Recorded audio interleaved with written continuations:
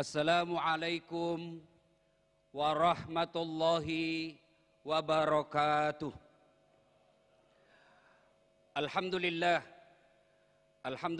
rabbil alamin. Wabihi nasta'inu ala umurid dunya waddin. Ashhadu an la ilaha illallah wa ashhadu anna Muhammadan abduhu wa rasuluh. Allahumma salli ala Sayyidina Muhammad wa ala alihi wa sahbihi ajma'in. Amma ba'an. Bapak Wakil Presiden Republik Indonesia, Bapak Menteri Agama Republik Indonesia, kaum muslimin muslimat yang insya Allah dimuliakan dan dirahmati oleh Allah Subhanahu wa ta'ala. Mengawali pembicaraan saya ini, saya ingin menyampaikan terima kasih dan penghargaan yang setinggi-tingginya kepada Bapak Presiden Republik Indonesia yang telah menerima aspirasi umat Islam untuk membatalkan legalitas miras. Alhamdulillah. Karena miras ini sesungguhnya memang menyebabkan mabuk. Sehingga saya ditanya anak-anak saya, anak-anak mahasiswa saya, kenapa miras harus dilarang Ustadz? Susah ini anak-anak dijelaskan dengan ayat dan hadis. Maka saya menjawabnya hanya melalui lagunya Omai Rama. Omai Rama berkata, mengapa minuman itu haram? Karena merusak kepikiran. Mengapa semua yang asik-asik itu diharamkan? Mengapa semua yang enak-enak juga diharamkan? Jawabannya Gus Menteri,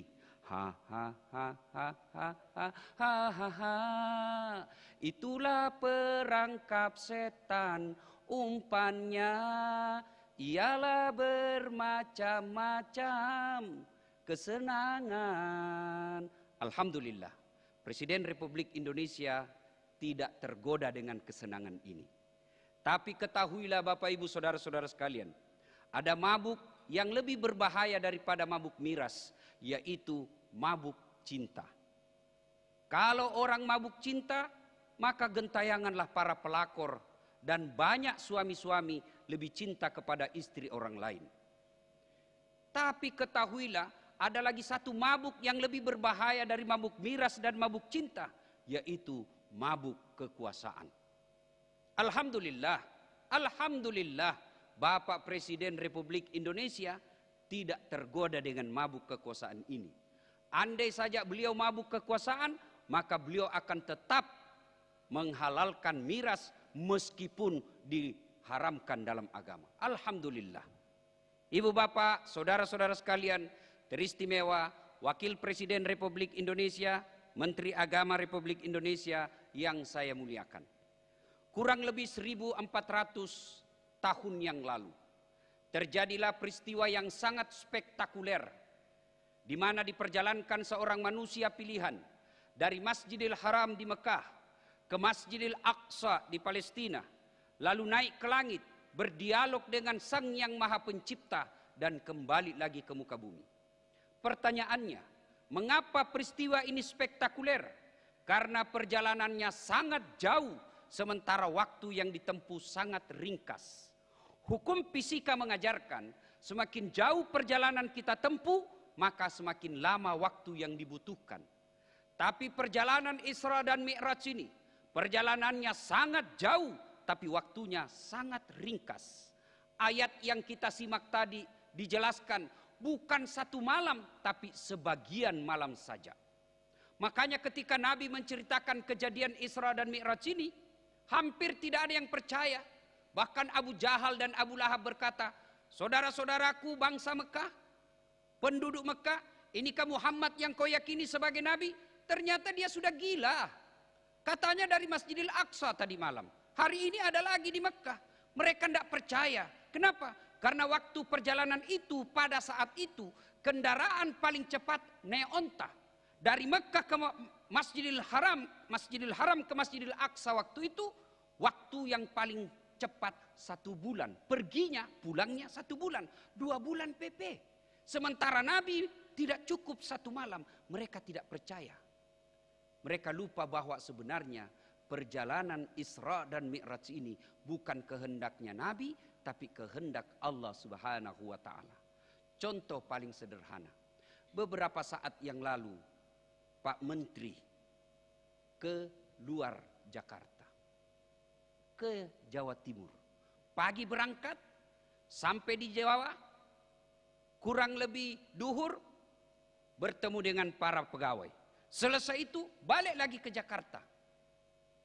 Ternyata tanpa sepengetahuan Pak Menteri, ada semut ikut di kantong beliau. Begitu sampai di rumah, dibukalah bajunya. Keluar itu semut dari kantong dan beliau berpidato. Saudara-saudara sekalian bangsa semut, baru saja saya pulang dari Surabaya. Kata semut yang lain, jam berapa kau pergi Mut? Baru tadi pagi. Dia bilang, malam kau ada lagi di Jakarta. Tidak masuk di akalku. Kau baru keluar saja dari parkiran rumah dinas menteri, kau diinjak mobil. Tidak mungkin. Kata semut yang ikut di kantongnya Pak Menteri, betul yang kau bilang. Kalau saya yang jalan, ini bukan saya yang jalan. Saya ikut di kantongnya Pak Menteri. Dari rumah ke bandara Soekarno-Hatta, naik pesawat ke Surabaya, pulang juga begitu. Betul saya tidak pernah keluar dari kantongnya, tapi betul saya dari Surabaya. Tidak masuk akal, tapi bisa terjadi. Siapa yang jalan? Bukan semut, tapi siapa yang jalan? Pak Menteri. Semut numpang mujur di kantong Pak Menteri. Begini mestinya kita memaknai kejadian Isra dan Mi'raj. Poin kedua, latar belakang. Mengapa Nabi diisrakan? Dalam sejarah perjalanan Islam ada dua nama tahun yang aneh-aneh di telinga kita. Satu, tahun gajah, tahun lahirnya Nabi. Dua, tahun duka cita, tahun Isra'nya Nabi. Kenapa disebut tahun duka cita? Karena ada dua orang yang meninggal pada tahun yang sama. Dicintai dan mencintai Nabi. Siapa? Paman beliau dan istri beliau Khadijah. Sampai begitu berdukanya Nabi, Nabi menjelaskan, barang siapa seorang istri meninggal dunia, lalu suaminya berduka terus mengenang kebaikannya, maka ketahuilah itu ciri-ciri wanita penghuni sorga. Jadi ibu-ibu yang hadir di tengah-tengah kita ini, kalau besok-besok ibu lebih dulu meninggal, lalu suaminya berduka terus, kenapa ini istriku lebih dulu meninggal, meskipun dia hitam tapi saya senang, meskipun dia bau keteknya tapi aku cinta kepadanya ya Allah. Itu ciri-ciri penghuni sorga bu. Tapi kalau sebaliknya begitu ibu meninggal, suami masuk kamar berteriak merdeka, itu ciri-ciri penghuni neraka itu. Bapak Wakil Presiden, Pak Menteri yang saya hormati. Nah, tahun duka cita itulah turun perintah Allah. Jibril, kau turun jemput kekasihku Muhammad. Saya mau bawa jalan-jalan. Subhanallah. Ketemu dengan Allah. Saya saja waktu di WhatsApp oleh Pak Menteri, diberikan undangan untuk masuk ke acara ini. Saya print itu Pak Menteri. Saya bawa kampungku itu suratnya Pak Menteri. Saya kasih lihat semua sepupuku di kampung. Saya bilang, lihat kau sepupumu. Ini baru Pak Menteri yang undang saya. Padahal Pak Menteri ada hilang jabatannya. Saya sudah senang.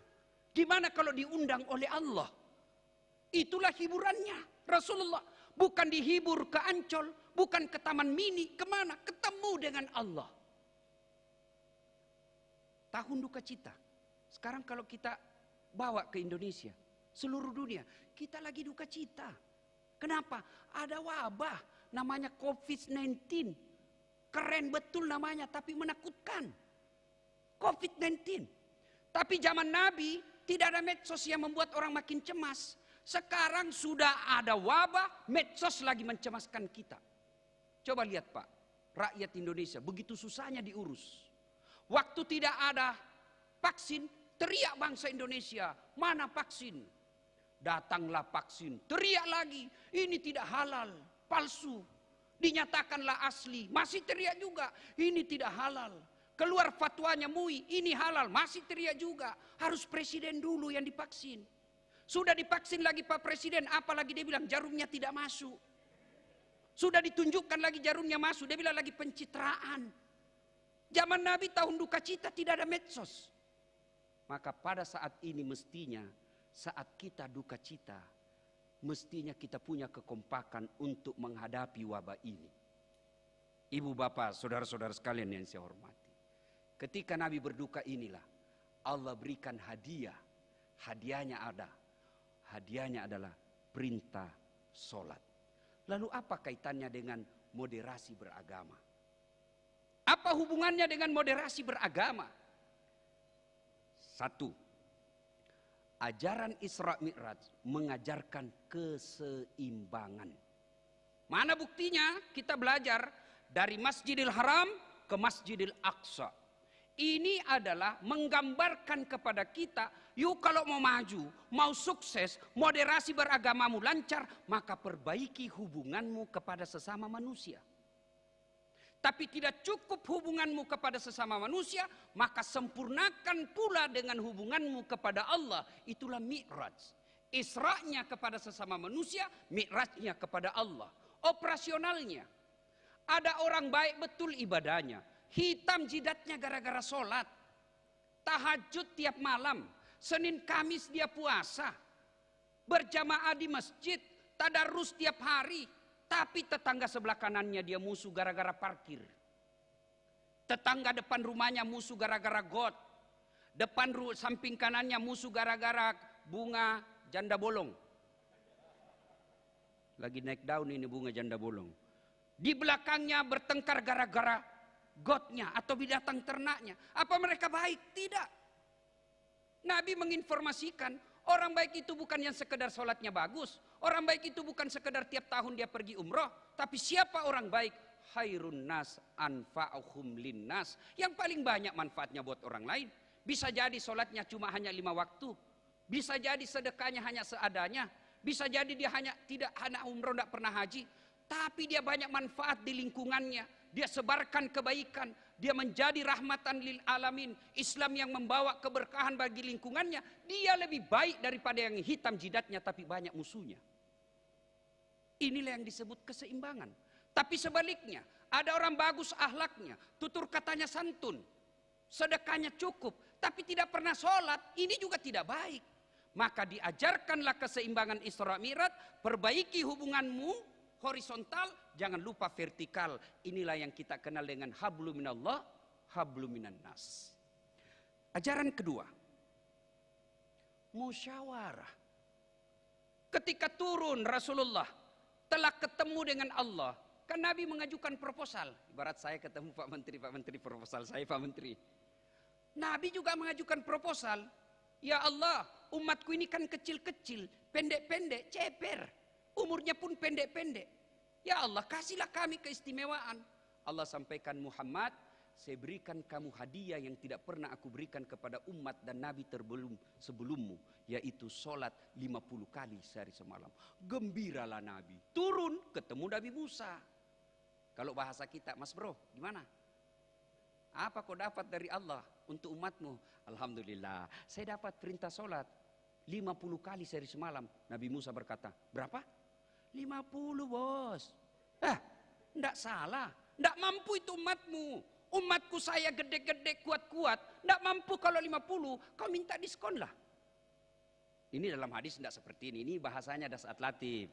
Ya, saya diminta sama Pak Menteri supaya dakwah itu jangan menakutkan. Ya. Naiklah. Ya Allah, terlalu banyak ya Allah. Mintalah keringanan. Dikurangi 5. Kata Nabi Musa, masih banyak bos. Nah kau minta lagi, kurangi lagi. Kurang lagi, naik lagi, kurang 5. Mondar mandir, setiap kali naik dikurangi 5. Terakhir tinggal 5. Kata Nabi Musa, lagi berapa bos? 5. Masih banyak. Naik lagi minta. Ketahuan cerdasnya Nabi. Nabi berpikir, setiap kali saya naik dikurangi 5. Sekarang tinggal 5. Kalau saya naik lagi tidak ada, sudah saya dapat. Sudah mi deh, biar mi. Sebentar pi kuliah ki. Kalau bahasa di Makassar. Ya kan? Ternyata apa yang dikhawatirkan Nabi Musa benar adanya. Bagaimana seandainya Pak jadi 50 rakaat? Bagaimana seandainya jadi 50 kali sholat semalam? Saya yakin Kiai Haji Ma'ruf Amin tidak akan bisa jadi wapres. Kenapa? Sholat aja dikerja Pak. Baru bangun, hayya 'alas sholat. Sholat lagi. Mau naik mobil, hayya 'alal falah. Sholat lagi. Alhamdulillah. Meskipun tinggal 5, nilai keutamaannya tetap sama 50. Ini menunjukkan, jangankan perkara dagang, jangankan perkara politik, jangankan perkara syariah, perkara ibadah saja Allah memberikan musyawarah kepada Rasulullah Muhammad SAW. Maka tidak masuk akal saya kalau ada orang yang tidak mau bermusyawarah dalam memecahkan permasalahan umat. Dengan catatan, jangan salah pahami musyawarah. Akar kata, etimologi, musyawarah itu maknanya adalah mengeluarkan madu dari sarangnya. Mengeluarkan madu. Berarti orang yang bermusyawarah itu hasilnya menimbulkan manis, menimbulkan kenikmatan. Berarti orang bermusyawarah mencari kebenaran dan keadilan, bukan mencari kemenangan. Kalau musyawarahnya mencari keadilan dan kebenaran, maka insya Allah itulah yang disebut perbedaan adalah rahmah. Tapi apabila kita bermusyawarah mencari kemenangan, maka yang terjadi adalah debat kusir dan ujung-ujungnya saling menghina dan menyebarkan kebencian. Inilah yang diajarkan Isra dan Mi'raj, bermusyawarahlah.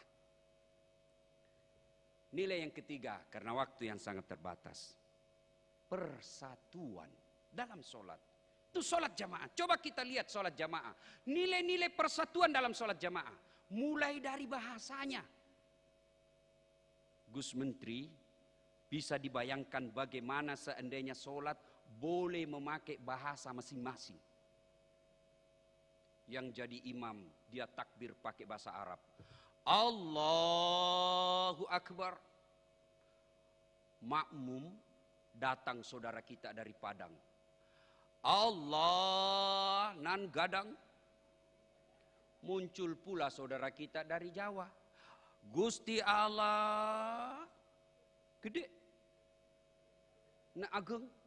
Datang orang Bugis, Pak, sekampung saya. Pungallahu ta'ala malopo. Datang pula anak gaul dari Jakarta, dia bahasa Betawi dengan bahasa gaulnya. Allah gede banget gitu loh. Coba bayangkan kacaunya, itu baru 5 suku. Dari saja bahasa mengajarkan kepada kita, yuk bersatu deh. Sholat. Belum lagi kita lihat, Pak, orang masuk dari masjid. Yang dari arah kanan, dari arah barat, hadap ke kiblat. Dari arah selatan, hadap ke kiblat. Dari arah barat, hadap ke kiblat. Dari arah timur, hadap ke kiblat. Bayangkan kalau mereka menghadap sesuai dengan datangnya masing-masing. Yang dari kanan, sini Kak. Begitu ruku, Pak, tabrakan pantat kita. Ini mengajarkan. Tapi sayang 1000 sayang, persatuan kita hanya ada di masjid, kita tidak bawa dalam kehidupan bermasyarakat. Kita kompak ketika sholat jamaah. Amin. Tidak ada yang baca dengan bahasa daerahnya masing-masing. Tapi sayang 1000 sayang, persatuan ini kita tidak bawa dalam kehidupan sehari-hari. Persatuan adalah modal yang sangat berharga, sehingga hampir setiap Jumat kita dengar wa'tasimu bihablillahi jami'an wa la tafarraqu. Berpegang teguhlah engkau kepada tali persaudaraan agama Allah dan janganlah engkau bercerai-berai. Tapi sayang, kita gara-gara beda pilihan, kampret cebong, sampai sekarang belum rujuk. Padahal Pak Presiden sama Pak Prabowo sudah akur. Saya bilangin beleng-beleng ini. Orang sudah jadi presiden, sudah menteri, kamu bagi masuk musuh. Jangan. Betapa pentingnya persaudaraan ini, menjaga kerukunan dan persaudaraan ini. Coba kita lihat sejarah perjalanan Islam. Perang pertama, Perang Badar. Menang mutlak Islam. Perang kedua, Perang Uhud. Meskipun secara fisik 80 umat Islam yang wafat termasuk pamannya Rasulullah Hamzah.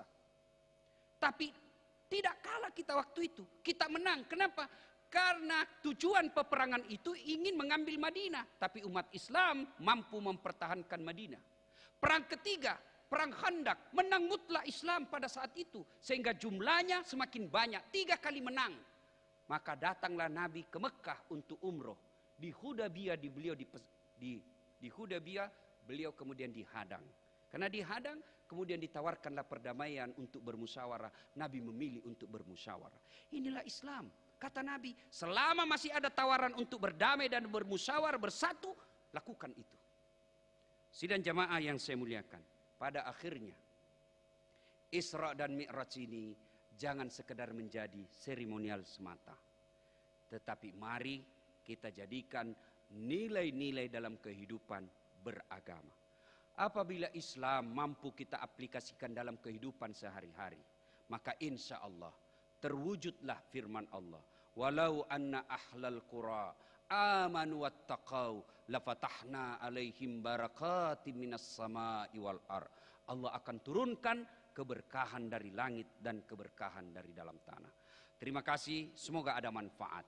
Lebih dan kurangnya mohon dimaafkan. Fastabikul khairat. Assalamualaikum warahmatullahi wabarakatuh.